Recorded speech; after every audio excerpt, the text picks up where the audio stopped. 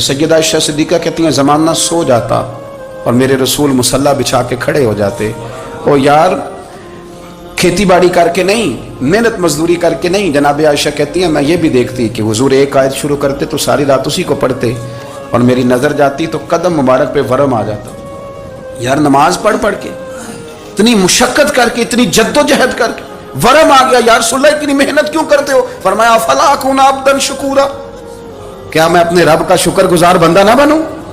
सहाबा का ज़ौक़ इबादतों का, रियाजतों का, तिलावतों का, तबीयतें उनकी, वो एक दूसरे को, हजरत मौला अली शेर खुदा करम अल्लाह ताला वजहुल करीम के ज़माने में रूम के बादशाह ने कहा यार ये मुसलमानों का पता तो करो, ये आखिर क्यों इतने ज़्यादा मुजाहिद हैं। उस ज़माने में जासूस भेजने का मिजाज था, अब तो जासूस पकड़ा जाता है, अब तो जासूस है, और जासूसी का शौक़ वैसे आज भी है। अर्ज़ करूँ थोड़ी सी बात इस उन्वान से, पता है क्या हमारा मसला है? हम जहाँ जाते हैं ना वहाँ थोड़ी खुशबू सूंघने की कोशिश करते हैं, वो क्या है तो ये क्या है तो इधर क्या है तो थोड़ा सा उधर क्या है। मेरे रसूल पाक पढ़िए दुरूद शरीफ, सारे पढ़िए ज़रा ज़ोर से, सल्लल्लाहु ताला। नबी पाक अलैहिस्सलाम ने फरमाया जासूसी ना करना वरना तुम बंदों को ख़राब कर दोगे, और फरमाया इस तरह ना हो कि तुम किसी के आप खोल ना निकलो तो तुम्हारे पहले खोल जाएं। ये जो ज़ौक़ है ना ये ख़त्म करें, छोड़ें। मतलब आप किस चक्कर में पड़े हुए हैं? इतनी ज़्यादा तवज्जो करने की क्या ज़रूरत है? ने काम से काम रखें, इसमें बंदा थोड़ा सा ना आसान रहता है। ये जो बहुत ज़्यादा टटोलने वाले लोग होते हैं ना वो बेचारे फिर उम्र टटोलते ही गुजार देते हैं, इसलिए कि मिजाज ही बहुत पक्का है। बोरी का मुंह खोल के अंदर तक हाथ डालना, तो फिर कई दफ़ा सामने से बिच्छू भी लड़ जाता है, खराबी होती है। तो जासूसी की जाती थी, उसने भी जासूस भेजे, क्योंकि कबीलों के लोग थे, कुछ मुस्लिम कुछ काफिर, पहचाने नहीं जाते थे लोग, तो कुछ लोग उसने भेजे। उन्होंने आके ना तहकीक की, रिसर्च करी कि आखिर माजरा क्या है। तो वापस जाकर उन्होंने रिपोर्ट दी ना रूम के बादशाह को। उस रिपोर्ट का एक जुमला बड़ा शानदार है, वो कहने लगा बादशाह हमें मुसलमानों की कोई समझ नहीं आई, हमें कोई समझ नहीं आई। उन्होंने कहा क्यों नहीं समझ आई? कहने लगे यार अजीब बंदे हैं, जब रात मुसल्ले पे बैठते हैं तो यूं लगता है इनका दुनिया से रिश्ता ही कोई नहीं, कोई किसी को नहीं जानता, कोई अपने दुख सुना के रो रहा है, कोई अपनी बात करके रो रहा है, लगता है कि इनका कोई रिश्ता है ही नहीं जब मुसल्ले पे बैठते हैं। और फरमाया जब सवेरे ये जिहाद करने निकलते हैं तो लगता है इनसे ज़्यादा दलेर ही कोई नहीं। हालांकि जो मुसल्लों पे रोने धोने के लोग होते हैं वो कई दफ़ा जिहाद में काम नहीं करते, लेकिन अजीब लोग हैं कि रात के राहिब हैं, दिन के मुजाहिद हैं, कोई समझ नहीं आती। मेरे अजीज, उन लोगों ने मुसल्ला आबाद करके रखा, तिलावतें उनका ज़ौक़ रही, मंजर रोज़ पढ़ना, असबाक पढ़ना, वज़ाइफ पढ़ना, ये उनका ज़ौक़ रहा। आला हज़रत बरेलवी रहमतुल्लाह ने 1000 किताब लिखी है, लेकिन अल वजीफतुल करीमा के नाम से जो वो सुबह शाम वज़ाइफ पढ़ते थे वो अलग उन्होंने उनको बयान किया, पाबंदी के साथ अपनी अल्लाह अल्लाह करते थे। शेख शहाबुद्दीन सोहरवर्दी रहमतुल्लाह अलैह, इस पर एक बंदे ने एतराज़ किया, उसने कहा जी आप किस किस्म के सूफी हैं, मुरीद बैठे हैं और आप वहाँ नफल पढ़ रहे हैं।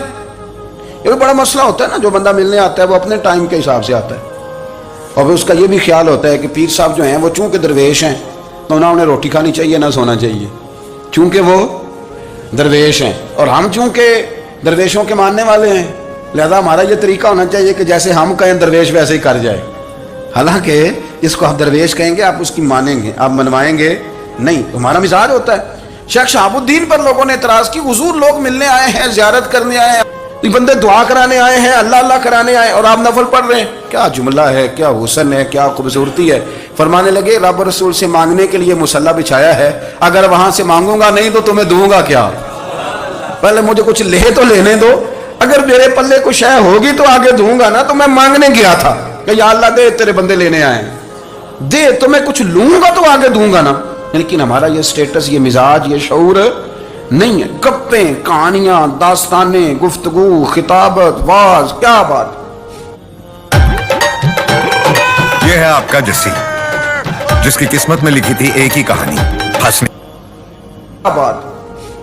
लेकिन अगर कुछ करने का काम हो तो वो नहीं हमसे होता। मेरे नबी करीम अलैहिस्सलाम ने मुसल्ले से दिल लगाने का दर्स दिया, हुजूर ने तवज्जो दिलाई। सहाबा इस ज़ौक़ के हामिल लोग थे, वो कोशिश करते थे। जनाब सिद्दीक़ अकबर रज़ी अल्लाह ताला अन्हु का इबादत का मिजाज हमेशा कायम रहा। हज़रत उमर फ़ारूक सारी सारी रात अल्लाह के हुजूर खड़े रहे।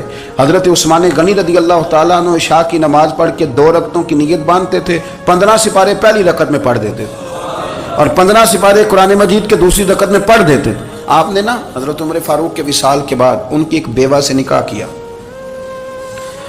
حضرت عثمان غنی نے نکاح کیا. وہ خاتون آپ کے نکاح میں آئیں تو عرض کرنے لگی امیر المومنین میرے لیے یہ اعزاز تو بہت ہے کہ میں امیر المومنین کی بیوہ تھی تو امیر المومنین کی منکوحہ ہو گئی ہوں, لیکن حضور نہ تو میں جوان ہوں کہ میرے اندر رغبت ہوتی اور نہ میں اب اس قابل ہوں کہ کوئی خدمت کر سکوں, میرے ساتھ نکاح کی وجہ کیا بنی؟ تو عثمان غنی رو پڑے, فرمانے لگے میں نے عمر فاروق کو مسجد میں اپنے رب سے ڈرتے ہوئے دیکھا ہے, میں نے اسے روتے ہوئے دیکھا ہے, عدل کرتے دیکھا ہے, انصاف کرتے دیکھا ہے, امت کی خیر خواہی کرتے دیکھا. تمہارے ساتھ نکاح اس لیے کیا ہے کہ تم مجھے یہ بتاؤ کہ عمر فاروق گھر کے اندر اپنے رب کو کیسے راضی کرتے تھے, گھر کے اندر کیسے راضی کرتے تھے, وہ طریقے بتلاؤ, تم بتاتی جانا اور میں بھی اسی طرح گھر میں عبادت کروں. میرے رسول کریم علیہ الصلوۃ والسلام نے ارشاد فرمایا, حضور فرمانے لگے جس گھر میں اللہ کا ذکر ہوتا ہے وہ گھر زندوں کا ہے, اور جس گھر میں رب کریم کا ذکر نہیں ہوتا وہ گھر زندوں کا نہیں ہے.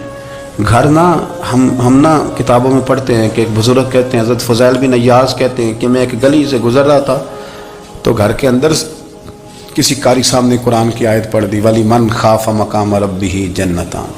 میں تو میرے کانوں سے ٹکرائی تو اللہ نے میری کایا ہی پلٹ دی, میں توبہ کر گیا. اب گھر کے اندر سے آواز آئے تو صحیح نہ تلاوت کی, پر اندر سے آواز آتی نہیں, یا ڈیک بجنے کی آواز آتی ہے, یا ٹی وی چلنے کی آواز آتی ہے, یا دھوم مچانے کی آواز آتی ہے. عبادت کا وہ جو خاص شوق تھا, وہ جو حسن تھا, وہ جو توانائی تھی, وہ جو بات تھی. ایک جگہ پہ ہم بیٹھے تھے تو وہاں ایک صاحب آئے اور انہوں نے آتے ہی کہا کہ مہربانی کریں ذرا مجھے مصلی دے دیں, میرے نہ کچھ نفل رہ گئے. تو میں نے وضو کر لیا تو کوئی مصلی مل جائے, مصلی انہیں دے دیا گیا, وہ مصلی لے کے چلے گئے. تو پیچھے ایک صاحب نے تبصرہ کیا, کہنے نے کتنا ریاکار بندہ ہے, لوگوں کو دکھا رہا ہے کہ میں نفل پڑھتا ہوں, ہے کوئی بات کرنے والی. میں نے اسے کہا, میں نے کہا تو مہربانی کرنا اس طرح کی ریاکاری تو بھی کر, پکڑ مصلی اور جا تو بھی تھوڑی ریاکاری کر کے آ, اٹھ ذرا شکر کر, کوئی یہ ریاکار بھی ملا ہے, کوئی نفل پڑھ کے ریاکاری کر رہا ہے. اللہ کا میں کہتا ہوں کو پڑھے تو صحیح نہ, یار یہ کوئی دور ہے نفل پڑھنے کا, اس میں تو لوگوں کا مزاج ہی نہیں, طبیعت ہی نہیں. میں نے کہا چل مہربانی کر یہ لے مصلی اور تو بھی جا تھوڑی سی یا کاریا ریاکاری کرو تو صحیح نا, مزاج ہی نہیں, ذوق. جمعے کی نماز پڑھ کے یوں دنیا بھاگتی ہے, او ہو پتہ نہیں کون سی پیچھے آگ تھی جو بجھائی جائے گی. اور آج تک لوگ مسئلہ پوچھ رہے ہیں کہ جمعے کی بعد والی سنتیں کتنی ہوتی ہیں. میں نے کہا کتنے سال ہو گئے جمعہ پڑھتے, کتنے سال ہو گئے, ابھی تک سنتوں کا نہیں پتا, ابھی تک نہیں علم کے پہلے کتنی رکھتے ہیں اور بعد میں کتنی رکھتے ہیں. فجر کی سنتیں کب پڑھنی چاہیے, سنو فجر کی سنتوں کے بارے میں. میرے رسول کریم سید عالم صلی اللہ تعالیٰ علیہ وسلم سے ایک صحابی نے پوچھا تھا, حضور میری فجر کی سنتیں رہ گئیں یا رہ جاتی ہیں تو حکم کیا ہے, کیا انداز ہے حضور کا. بخاری مسلم کے لفظ سنو, حضور سید عالم صلی اللہ علیہ وسلم فرمانے لگے, اس نے کیا پوچھا تھا, حضور جواب کیا دیتے, فرمایا فجر کی سنتیں کبھی نہ چھوڑنا, فجر کی پہلی 2 سنتیں کبھی نہ چھوڑنا. یا رسول اللہ صلی اللہ تعالیٰ علیہ وسلم میری رہ گئی ہیں, رہ جاتی ہیں. فرمایا فجر کی 2 سنتیں نہ چھوڑنا, فرمایا فجر کی پہلی 2 سنتیں مجھے دنیا اور دنیا کے اندر جو کچھ ہے وہ سب سے زیادہ پیاری ہے.